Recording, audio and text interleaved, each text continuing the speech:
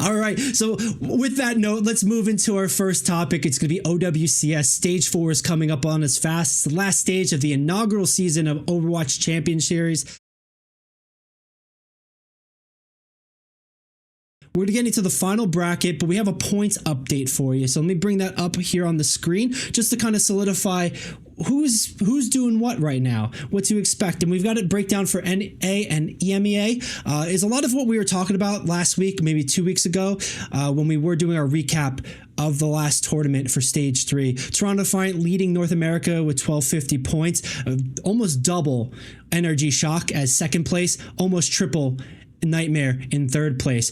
Toronto Defiant has been far and away the #1 team in North America, getting those points, also getting that prize money, which we discussed, 90 grand for 3 tournament wins feels kind of weak, and like they'll probably be walking away with a 4th one, but by these points, it seems that it's anybody's game. Anybody could really come in and compete and really push for this. But Toronto Defiant will be playing spoiler in search for that last first place prize to collect all the Infinity Stones for this season.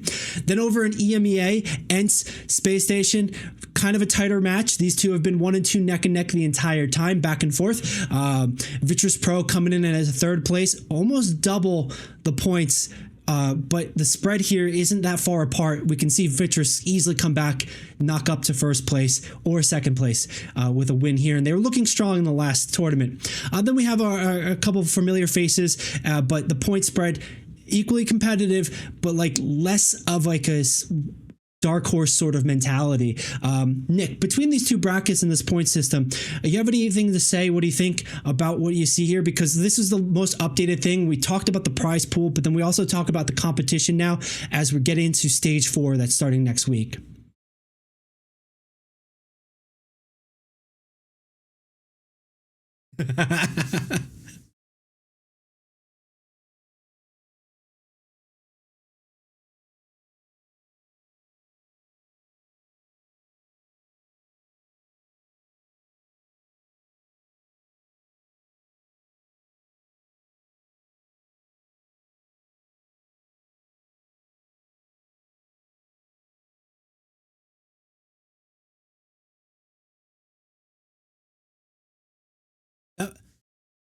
Yeah.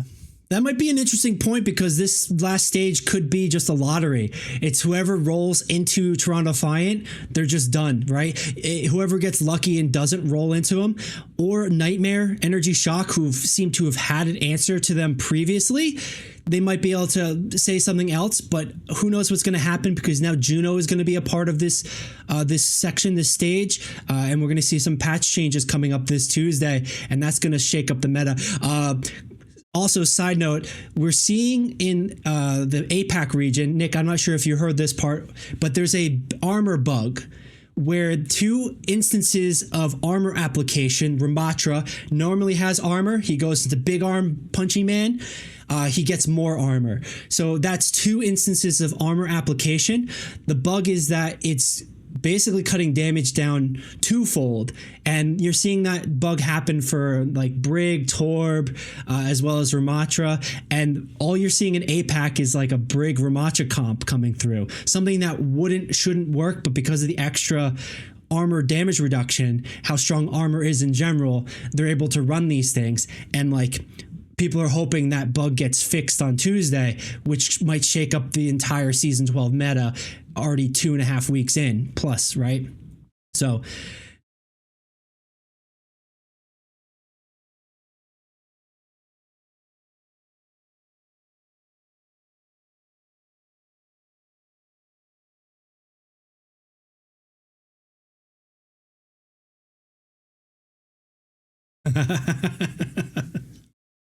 okay.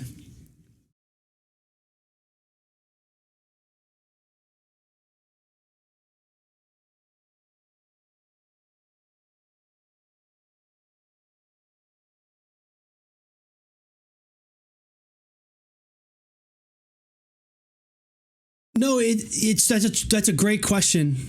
Yeah, that's a great question because generally speaking too, like it could be just like, the comp happening, like the that Ramacha style of brawl with Brig is fine, but it might be just too low healing. With Juno, it might enable him to kind of zoom around a little bit more and might be able to sustain enough healing so that you can do it. Because traditionally, Brig Lucio isn't a great healing duo because it's just not enough healing for tanks and whatnot, even at the pro level. But then you have like a Zen Brig was infamous in Overwatch 1 as being a great duo combo, even though they're low healing. So, we might see something change. We might say implement it again. Maybe they like it. Maybe they change the armor. But I think to answer your question too, armor is just too strong. And that's point in case shown by D.Va. D.Va's in every single game. And it's really frustrating to see like some of these bad D.Vas just into backlines and get away with it because like they're Superman. They're just made of titanium, flying through all the team, taking no damage because how strong armor is, and half of her health points are armor.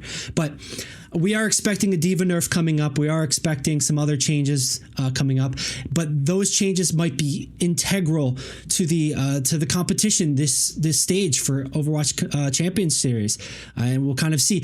Nick, if you were to give a team other than Toronto, other than ENCE and Space Station making a really good run here, who would it be? Just kind of like a shot in the dark prediction before we go move on.